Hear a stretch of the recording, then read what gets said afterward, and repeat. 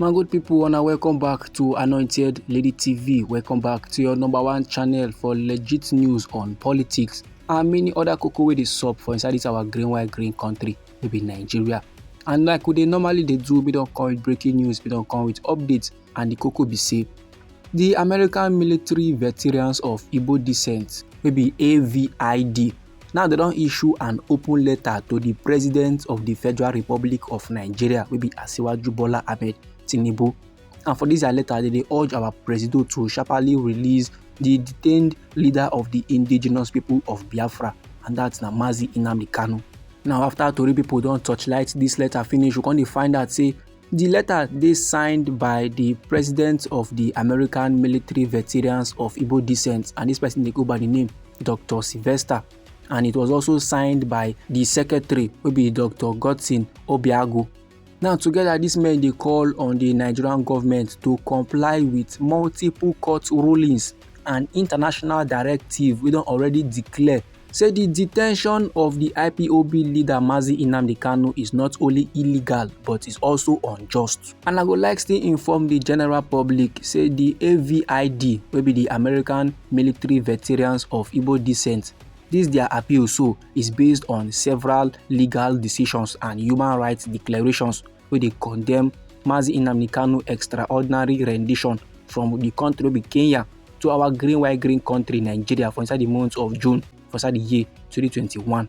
This group now they reference key judicial pronouncements, including the October 26, 2022 ruling by the Federal High Court of Nigeria, which declared Nnamdi Kanu's extraordinary rendition unlawful and his continued detention a violation of his fundamental rights. Now, this, my good people, now how the AVID they write down for inside the letter where they address to our President Bola Ahmed Tinubu. And the veteran group, they no stop there. They still proceed further. They criticize the Nigerian government. Because they ignore the ruling of the federal government and they still continue to hold Nnamdi Kanu, leader of the indigenous people of Biafra, in custody. And normally, this kind of developments, all these kind of levels, it no make sense at all. And the group no bad break for there. They still proceed further. They reference a December 2023 Supreme Court ruling. The AVID now they yarn. So even as Supreme Court, they handle the case as they remand Nnamdi Kanu's case to the Federal High Court for trial. They acknowledge the circumstances surrounding his initial detention. The Supreme Court self shake their head in disagreement. They know very well say the things where they go on with Nnamdi Kanu. They recognize say this Nnamdi Kanu case no be case at all. With the federal government just plaster on top Nnamdi Kanu, it no dey fair, it no dey right. The Supreme Court self condemned the military invasion of Nnamdi Kanu's home in the year 2017. They know they in support say the military gas use force now go Nnamdi Kanu house. We can make the Nnamdi Kanu himself gas flee from the nation Nigeria.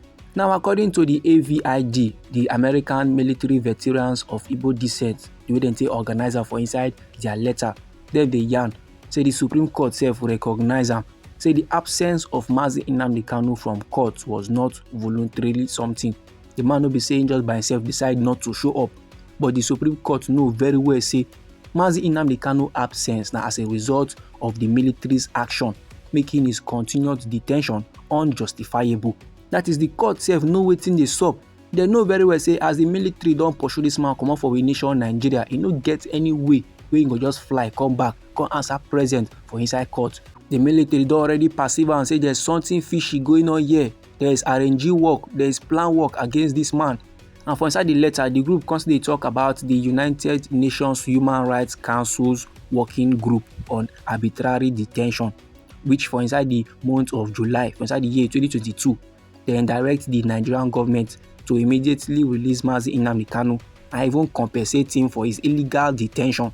And according to how the AVID they write this particular detail for inside their letter, they say as a member of the United Nations and a signatory to international human rights treaties, Nigeria, which is our green country, is legally bound to comply with this directive. That is, regardless of their status as a nation, they're supposed to listen to the directive we then drop that time concerning Nnamdi Kanu.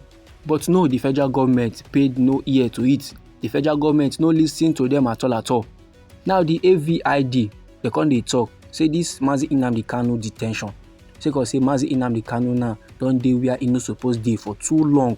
The thing now don kuku escalate into a political crisis wey dey require urgent intervention from our President Bola Ahmed Tinubu.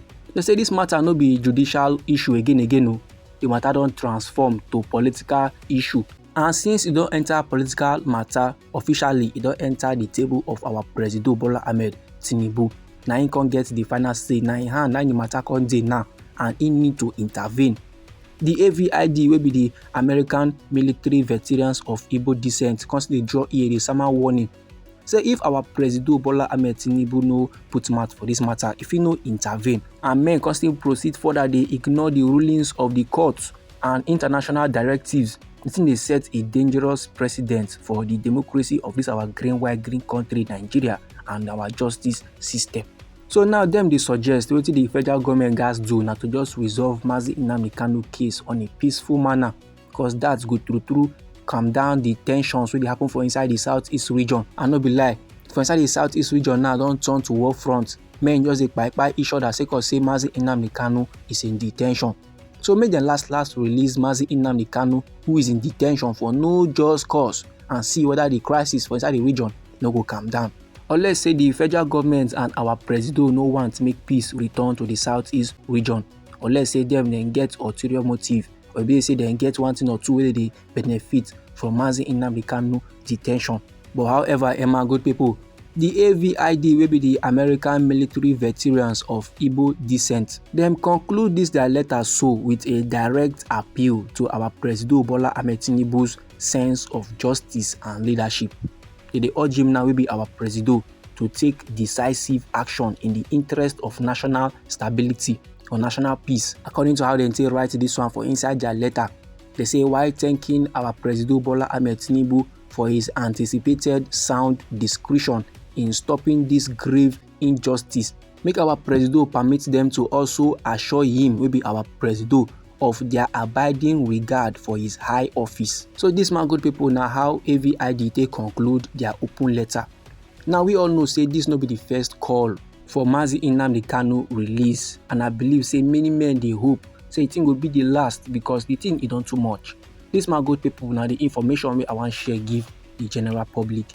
Now anyhow the thing be you for body, feel free make it drop them inside our comment section. No say now we be Anointed Lady TV. Now they like give on our legit news on politics and many other cocoa wey dey sup for inside this our green country, we be Nigeria. So if you like this informate and you would like to receive more, try make you subscribe to this channel and try make you put on the notification bell, so that as we bring more news they come, now you go first receive the updates and you go even get them sharp. Me they come your screen with another news, with another updates for you, my good people. Try make it no go anywhere.